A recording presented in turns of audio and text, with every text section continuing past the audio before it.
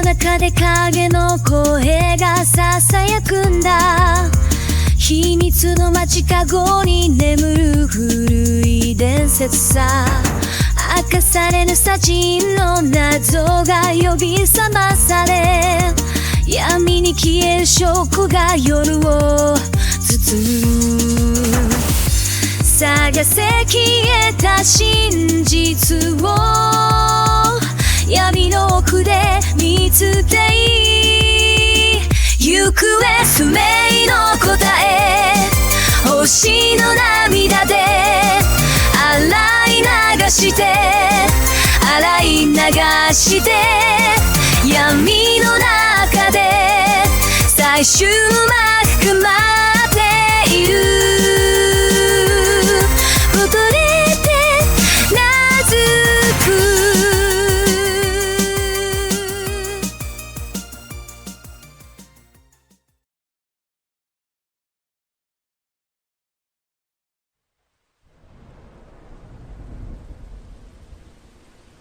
The mansion was still, the air thick with the scent of old leather, whiskey, and something far more unsettling.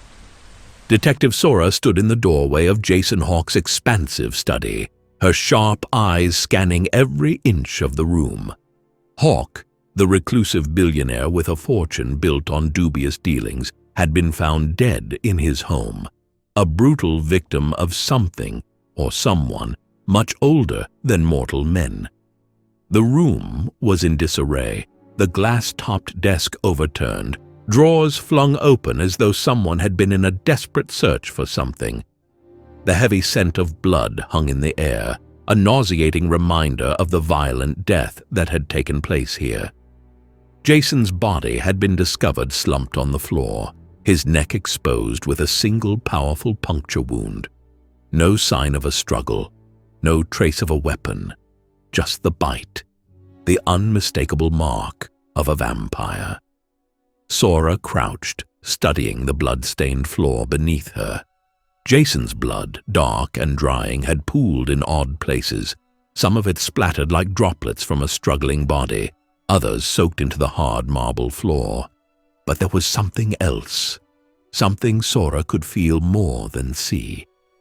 Another trail of blood. One that didn't belong to Hawke. It was fresher, darker, and it was smeared in a jagged line leading towards the open window. Sora's heart quickened as she followed the trail, stepping carefully, her eyes never leaving the floor. She found what she was looking for, blood droplets leading toward a broken window and the scattered brass casings of bullets, littering the floor like the remnants of a gunfight. But there was no gun, and no body. Sora took a deep breath, letting the overwhelming rush of scents flood her senses. The faintest trace of the vampire's blood still lingered in the air. Her enhanced senses, thanks to her half-wolf heritage, were finely tuned, and the blood spoke to her like a signature. She could almost hear its story. The vampire had been shot. The empty casings told that tale, though no gun had been left behind. Whoever had shot him had emptied the entire magazine, point blank. Sora's lips tightened into a grim line. The vampire was wounded, but not dead, and that was a problem. The faintest of growls rumbled in her throat as she followed the scent, a combination of decay and blood that guided her through the streets of the city, down alleys and into the heart of the old cathedral at the edge of town. The cathedral loomed like a forgotten relic, its spires reaching toward the sky as though trying to touch something beyond mortal comprehension. Inside, the air was thick with ancient dust, the faintest whisper of movement hanging in the rafters above. And there, at the altar, sat the vampire. A tall, slender figure with pale skin, his long white hair cascading over his shoulders like ink flowing through water. He wasn't trying to hide. He was waiting for her. Sora didn't waste time. She stepped into the cathedral, her footsteps silent on the stone floor. She didn't draw her weapon yet, but her hand was close to her holster.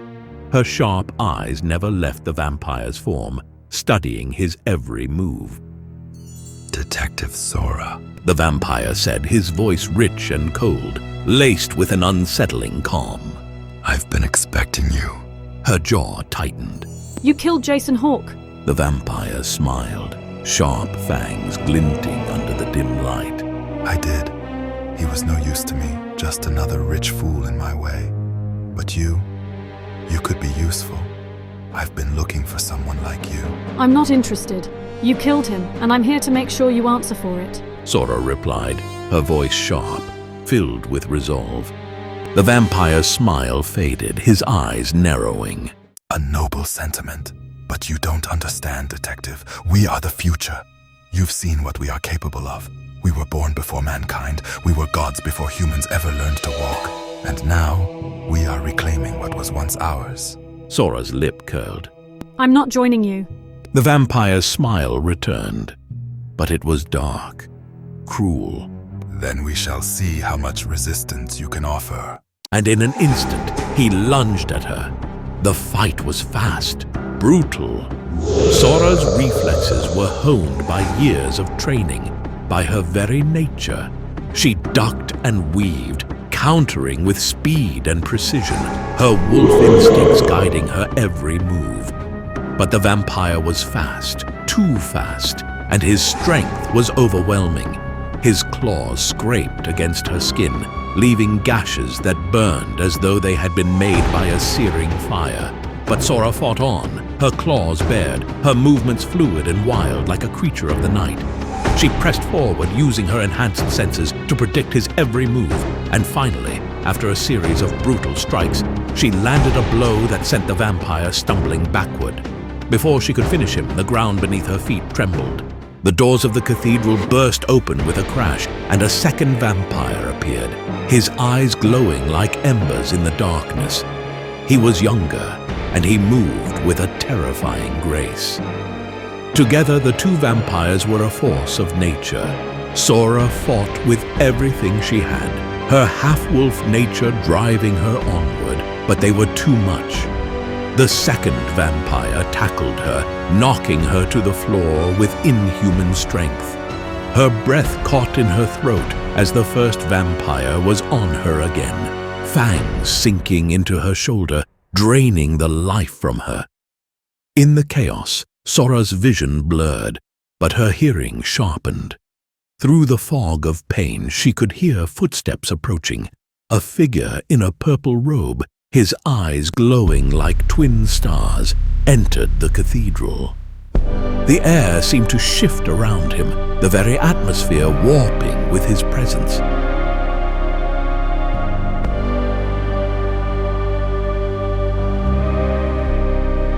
Enough. The voice was cold, commanding, and the vampires immediately stopped.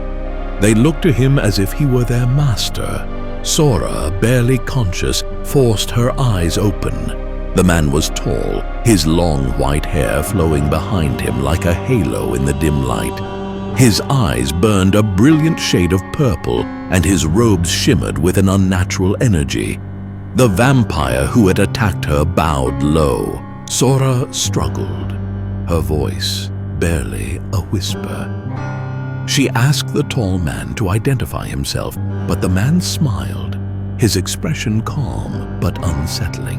I am Seth, the necromancer, leader of the new age, the revolution for the creatures of myth. His gaze softened, and for a moment there was something almost tempting in his eyes. You could join us, detective.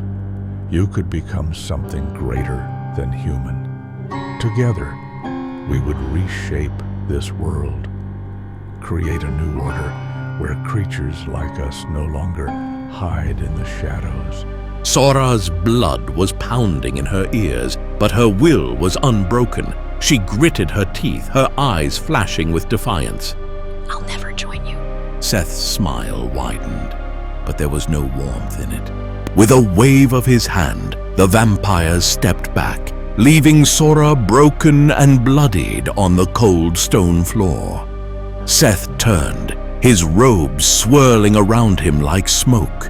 He stepped out of the cathedral, his presence lingering like a dark omen. The last thing Sora saw before her world went black was the flickering of the candles in the cathedral, casting long shadows that danced like ghosts.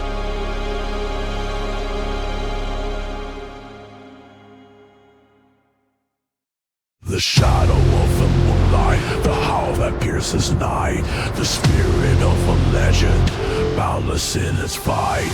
I am the voice of thunder that echoes in the void. When silence searches fury, my wrath is unalloyed.